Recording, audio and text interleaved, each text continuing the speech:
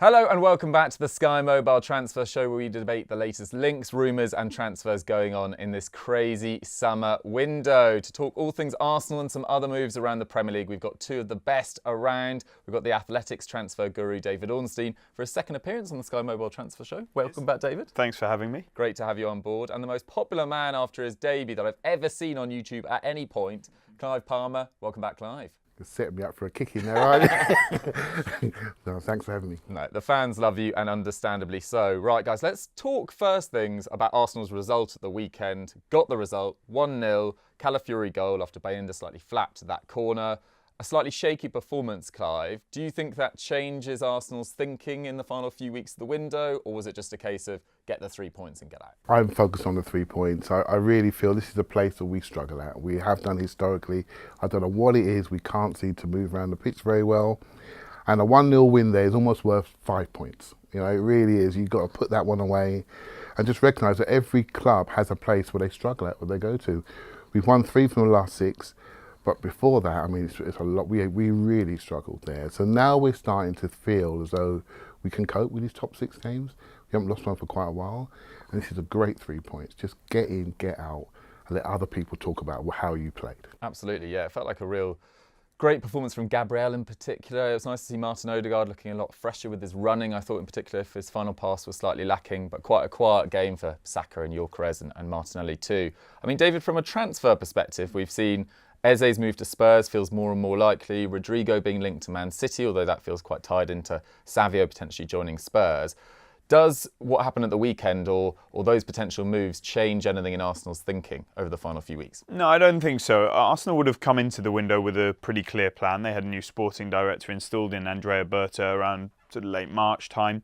And if you look at what they've done so far, I think it's highly impressive. They've addressed key areas, the number 9 being the priority. And, you know, there was need for defensive cover, Mosquera, second choice goalkeeper in Kepa. Then into midfield, obviously 2 departures meant 2 arrivals were required, and Zubimendi was already lined up, and I really think that could be one of the signings of the window. And then Christian Norgard, the Brentford captain, Premier League ready international player too. Noni Madueke comes in to provide some sort of quality and depth in the wide areas. But there was always this sort of nagging feeling, I think, at the club and among Arsenal fans about the left-hand side. And it's no disrespect to Gabriel Martinelli, to Leandro Trossard when he plays there, but I think the powers that be at the club feel if the opportunity was right, maybe an upgrade in their mind can be sought from the market. And that's why I think they would have looked at guys like Rodrigo, well documented much earlier this summer.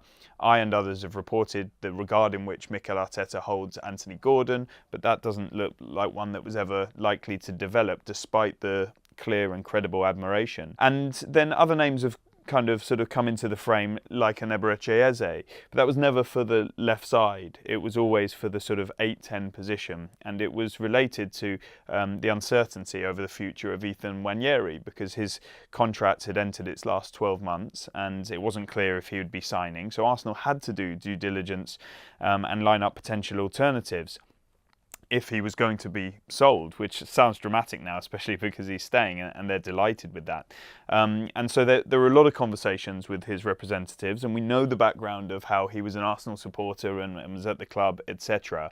But when the fantastic development for Arsenal as a club and fan base came that Nwaneri was staying, that becomes less pressing. You can't just stockpile players. You know, there are other players in that part of the pitch already. There's a very, very talented young boy coming through in Max Daumann in the future.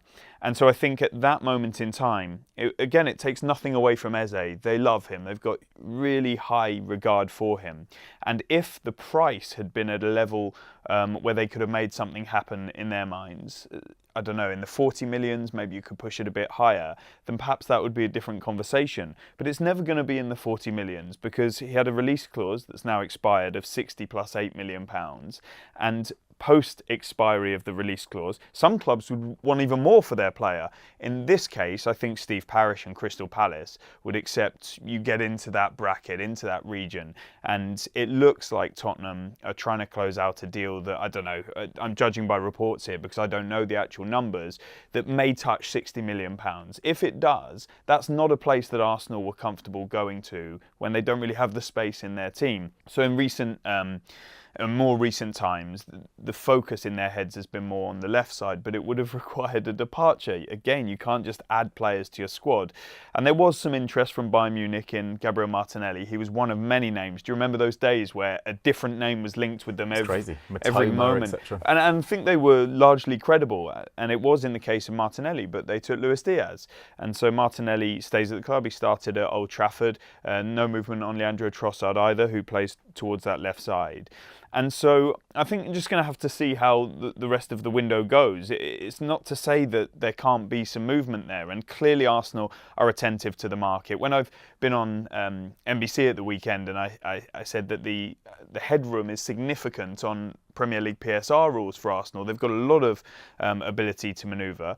But the UEFA FFP rules are calculated differently, and Arsenal are quite tight on that. And there was this reaction like, oh, we knew it, there's no money to spend, Arsenal hiding behind the rules. No, it's just the facts. And it doesn't mean that Arsenal aren't able to do something. It's more about you need to balance your squad. And so they would need a bit of outward movement to gain incoming movement. I think they're really happy with what they've got at their disposal on the whole. And let's see if they can get some players out in terms of Reece Nelson, a Zinchenko, a Kivior in the last sort of fortnight of the window. But don't sense any panic there. I think they're calm and they're really determined to go that one step further this season and try and turn their sort of potential and their quality and their competitiveness into silverware. From a fan's perspective, Clive, do you feel like the situation, if you can't land a Rodrigo or an Eze or someone on the left-hand side, do you think that situation puts more pressure on the Noni Madueke signing, which I know was a signing that you were actually pretty behind compared to a lot of Arsenal fans, and rightly so. Do you think that adds more pressure to him? I think it does. I recognise what Arsenal are doing with Ethan, making sure there's pathway for him and Max, and those are the values of our club, right? To make sure our youth players can see a future in the first team. So Arsenal fans looking at left-hand side and saying, can we go that one step further? But David's right, we need to sell to make that happen. And Andrea Berta's come in this year, and I think we've learned about how he buys, how he has multiple targets in the room and eventually lands them. So we've learned about how he buys. Now we need to learn about how he sells. And what's his selling identity? Because our identity as a club for selling is not great. And it's time to reshape that. And I'm sure there are offers in the background, maybe soft offers. But if you want to maintain a level of strength in the selling market so you can reinvest, now's the time to hold your nerve. And don't take those first offers. So I'm imagining, I'm adding up stuff here. I'm imagining this is his chance to show the other side of the ledger. And then if we do get good opportunities and a good offer for certain people, then look at left-hand side. And I totally agree, it's a wide left option, not an interior option, it's an exterior option. And the way we play into wide areas is really critical. So most Arsenal fans are sitting there thinking, okay, we got 6, but we want one more. We want one more, and you can choose your name. And I do think it's important. But I also recognise that January's around the corner. It's only one take longer and you're there. If you create room in your squad, you can look at it at another point in the season. So I'm hopeful we can do something, but I also recognise, I know my club. They've always left me one player short, right? But hopefully this time we can go that one step further. Does that as a fan frustrate you? Because I think Alex Oxlade-Chamberlain is still the record sale. And aside from, I can think of Balogun, Iwobi, Nketiah, but aside from that, you haven't really sold that effectively over the last 10 years. I often wonder why. Sometimes because I think we want to give people an opportunity and we maybe hold the asset too long and we crash it a little bit, and then we go to the market when we're disadvantaged. Other teams don't do that. People sell their captains to make money at the right time to reinvest. We have our way of operating. As I said earlier, I think I want to learn how we operate with this new man in charge and how he views the market, his contacts, his knowledge that he brings in. I want to see how he operates. I'm holding back on it. Of course it frustrates me. When I see, young Liverpool players going off for 25 million. It just seems to happen like that. It doesn't happen for us. You know, we've got players like Fabio Vieira, for example. He's not on big wages. He's young. He's got potential. We don't be able to seem to move him quickly enough, you know, and so why is that? You know? So I'm waiting to see what happens by the end of the window, but absolutely, it is frustrating. And David, from a sort of talking about potential targets in the past and potential targets in the future, did Arsenal at any stage this summer get close to or show any real interest in signing Rodrigo? And in terms of if space became available in the squad, which you've already outlined so succinctly, would someone like Rafael Leao, who a lot of Arsenal fans are talking about as a dream signing, be a potential option, or is that just too expensive? Well, I've said this a few times, and I include myself in it. We're not playing Football Manager. And actually, then people pick me up and say, no, if we're playing Football Manager, we'd be better than these executives. So a lot of the stuff that we all hear, and myself from journalistic world and fans, social media, and even if it's just sort of fantasy in their minds, does not necessarily correlate to the reality. So Rodrigo is a player, there's some logic in it because it appears there's no real space for him at Real Madrid and he might be available for sale. Immediately, clubs who need a left-sided player who are at a high level with ambition start saying, he's the one for us. But that's not just outside noise, because there are people internally at clubs like Arsenal who are really in favour of a player like Rodrigo. They love him. They think he would be an upgrade on their left side. Debate that however you wish. But there's a desire in certain quarters. And not just at Arsenal. You see it at Man City now, who have looked into the situation. I'm sure others would have considered Rodrigo. And you also don't see a lot of the factors behind the scenes as well in terms of why he might not be working at Real Madrid and why he potentially is on the market, what finances are involved in this. It's all very binary. Go and sign him. It doesn't quite work like that, and many intricacies to it all. So Rodrigo, I do think Arsenal looked at and had conversations about internally, but that was quite a long time ago, and I don't think they went any further. Certainly not to my knowledge, and I'm fully respectful of everybody else's journalism and news gathering on that, but it's not one I know Arsenal to be working on. I think there may have been some intermediaries who would have favoured or were aiming to try and bring Arsenal into the equation, like there has been some work done to bring Manchester City into the equation on him if there was to be a Savio departure. The last I heard at the time of recording, it's looking very likely that Rodrigo is going to stay at Real Madrid, and this will all be a load of hot air and wasted energy. So no, I don't think Arsenal made a huge play for Rodrigo. They considered it like they consider many players, and famous last words, but I don't expect him to come into the club. Rafael Leao is a player I love, adore, and I've seen great things for him, of him at AC Milan and Portugal. But I don't know of Arsenal being on that case whatsoever. That's not one that's come across my radar. And so, you know, you touch upon names as you go. So earlier in the summer, for the backup to a competition for Saka, they looked at Bryan Mbeumo.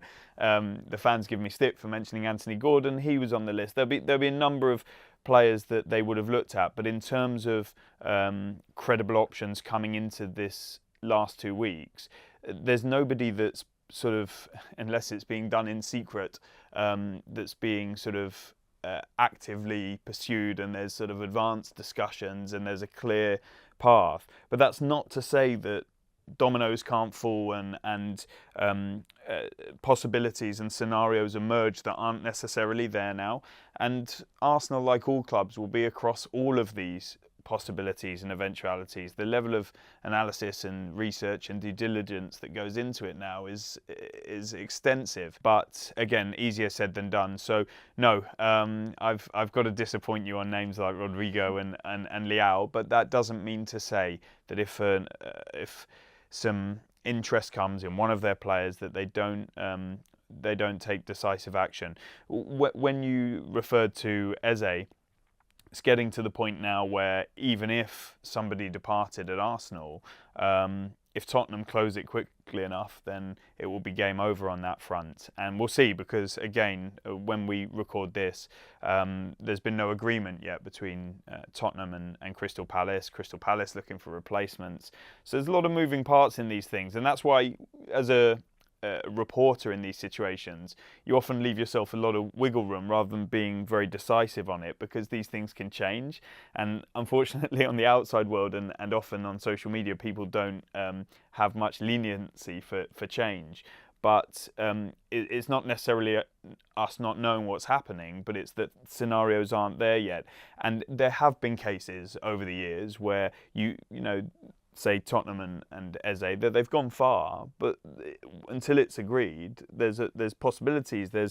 It's an open chapter, and I think a lot of Arsenal fans would say, "Come on, get back in there, go and do the business. He wants to come." But at this moment, it's not quite as straightforward as that. Okay, let's touch on some other topics around the Premier League as well. There's plenty that's going on. Mark Gehi, on the subject of Eze, there's that strong links with Liverpool, David. There was that moment at the end of the game where Glasner's trying to catch his attention. It was sort of blown up on social media. He then spoke very positively about him in his post-match interview, and he's been a great servant for Crystal Palace.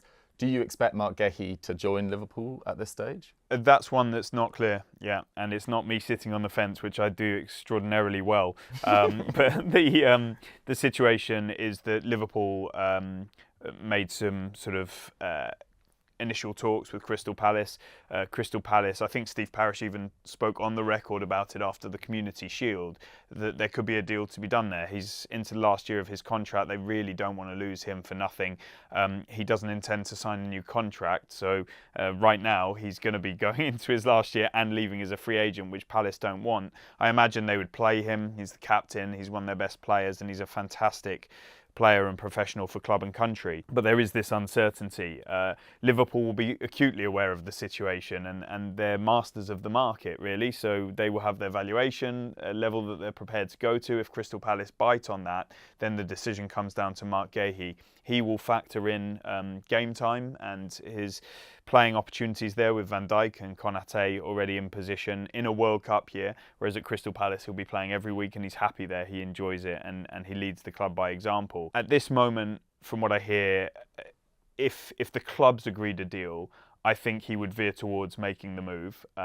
He probably appreciates what it would mean to Crystal Palace and also to his career, but the conditions have to be right. He's a very clear-thinking guy, Mark Gehi, and if that comes to pass and the conditions are not right at Liverpool in terms of game time or the package or whatever, then he'll stay. No problem. Calm as you like, and see what 2026 brings, where he'll have more options and his pick of clubs. So it's really tough. It could be linked to Eze as well. So if Eze goes to Tottenham or wherever, if he leaves Crystal Palace, does that change Steve Parish's thinking in regard to Mark Gehi? It would be a bitter blow for Palace to lose both of them in the same summer, especially at such a late point. But there is work going on behind the scenes to potentially reinvest whatever money they get in on both that attacking position and in defence.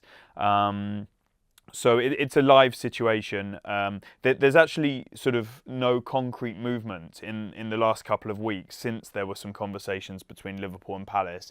But expect more to take place before the end of the window. It's just whether they lead to a transfer or not. I'd say slightly more that they would, but I don't say that with much certainty, actually. It's really inconclusive. Okay, one to keep an eye on in the next couple of weeks. One that we know has been completed, Clive, is Jacob Ramsey joining Newcastle. A lot of Aston Villa players going on social media saying basically it's a huge shame that the system kind of, favours Villa selling a young player, an academy graduate like Jacob Ramsey. But from a Newcastle perspective, after a really difficult summer, Jacob Ramsey feels like someone that would really strengthen their midfield options. It does, and they've got a strong midfield anyway, and so, but I do want to focus on the fact that they feel as though they had to sell this player, and I do think it's a shame.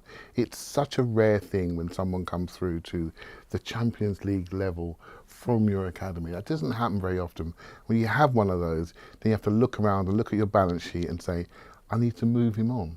It doesn't feel right to me, and I feel for the Villa fans, and obviously Newcastle will take advantage of that, and And given the fact they have Champions League and they have a very hard-working midfield, we can all name it, but they can't play every game. And they're looking at a 55, 60-game season. And so it makes a lot of sense for them. He fits their profile, another hard-working player that goes both ways, and it's a goal-scoring threat. Can sit in that midfield three very, very easily, wherever you want to slot him, particularly on the left-hand side. So great for Newcastle, shame for the Villa fans, and I'm glad those players have come out and said something. I think it draws a line to the fact of what we don't know, what goes on behind the scenes. And Jacob Ramsey has accepted it, moved on, and that's the pieces of football. But I'm so glad there's a little bit of transparency about the emotional feelings that people have about the game. Yeah, definitely. It did feel quite different, didn't it? And given the fact that Eddie Howe has taken Livramento and Lewis Hall's game on so far, maybe Jacob Ramsey sees his England opportunities improving at St James's Park as well. Let's quickly touch on Nottingham Forest business, David, because Nuno Espirito Santo came out last week and said effectively he didn't really feel ready. I'm paraphrasing, but didn't really feel ready. But in the last few days, they've signed James McAtee, they've signed Amari Hutchinson, they've signed Arnaud Calumwendo. Feels like they've now got a plethora of options in forward areas, and Forest can go into this season with a lot more confidence now. Definitely, and this is a club who, in the last couple of years, have confounded the critics. Who, after surviving in their first season back in the Premier League, I think people might have had them down for relegation, despite the heavy recruitment, and people saw the amount of recruitment and players and names coming left, right and centre, and think this is a recipe for disaster, and it clicked. And after Steve Cooper and Nuno Espirito Santo made it work, and clearly the hierarchy there, backed by the ownership that's so visible, have got something good going on. Yep, you come into this season and there was clear frustration, and it seemed timed perfectly that all of these transfers started materialising just as he was having a bit of a rant and the season was starting. Yet, irrespective of the transfer activity, which hadn't come to fruition at that point, they still went and won so impressively against Brentford in their opening game. Now they come with reinforcements, and they've got European football on the way. And like James McAtee comes through the City School of football and is going to potentially be a magnificent acquisition for them. Calumwendo, there's a lot of people who will be watching this with intrigue because a lot of other clubs had been considering him, looking at him, potentially moving. I've heard different things. His record's pretty good, but those that have watched him more closely than me have reservations. Wouldn't surprise me if it worked at Forest, given what we've seen with some of these signings in recent times. And Amari Hutchinson, I think eyebrows have been raised about the fee. I don't really like that because I think he's a really good player. I accept you can do your analysis on the metrics and the data and productivity. But I've seen so many of these boys, and you wish them well, who click, and the money comes to be seen as decent value for money further down the line. It's an investment at £37.5 million that needs a return, that's for sure. It's not like, it feels a bargain and he might overachieve now. But let's give a bit of time. They lost Elanga. They needed that wide attacking flair and strength, and he can play inside as well. They've managed to retain Morgan Gibbs-White, however it came about in that remarkable episode. And no doubt with Forest, they're not done until 7 p.m. on the 1st of September.